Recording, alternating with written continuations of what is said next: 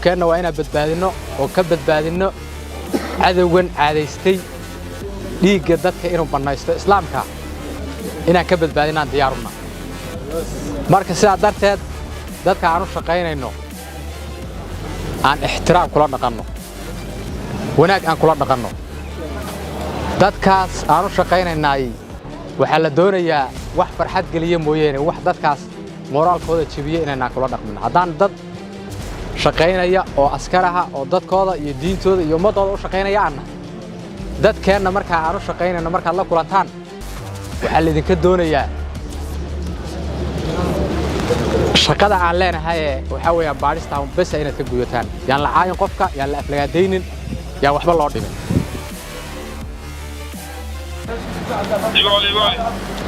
shaqada sida loo talagalay ku socotaa ciidanka oo shaqaynayaan baabuurtana si fiican bay u baarayaan okay roger يا بديار وياي تمام ما مقشان شغال على سكات كذا إذا ما ذا شعل لا تشيلان بدوينه حبينكي وشيفا جيس وانا هاي shacabkana waxaan ka codsanaynaa maadaama aan mar walba heegan ayaga u nahay dartooda aan u soo jeedno allahay aan u fadhino dhaxantaan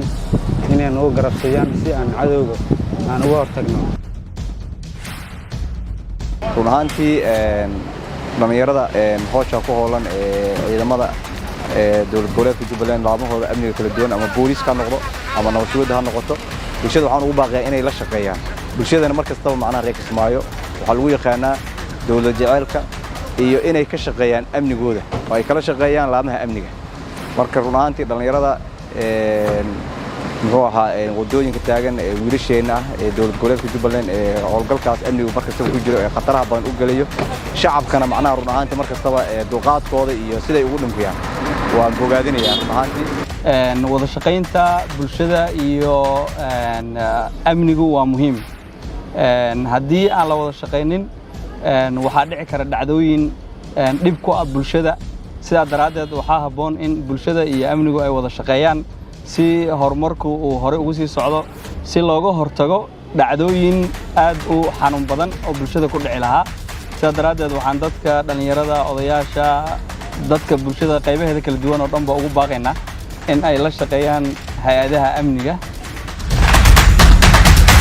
waxa u sheegaysaa يا نبتقلي إن قبنا يا أو بوق لهن قايل لهن ربش إلا 6 ساعة 7 ساعة 8 ساعة أنسوجد تدور إلا 6 ساعة بين ما أنسوجدنا بوق لهن قايل لهن ربش لهن نبتقلي إن قبنا أمان كانوا واسجينها عيد كان أمان واسجها وارون دينا هوينكي مركز تمران مركز تفتشان باو سيبارة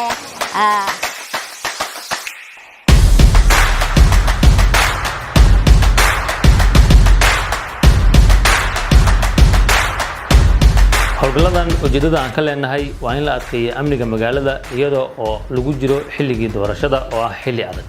sidoo kale waxaynu ognahay inay maalmo kooban ay ka harsan yihiin bisha barakeysan ee Ramadaan oo aynu rabno inaynu ku soonno si nabadgelyo ah sidoo kale aan ku ciidno si nabadgelyo ah waxaynu ognahay kooxaha nabadiidku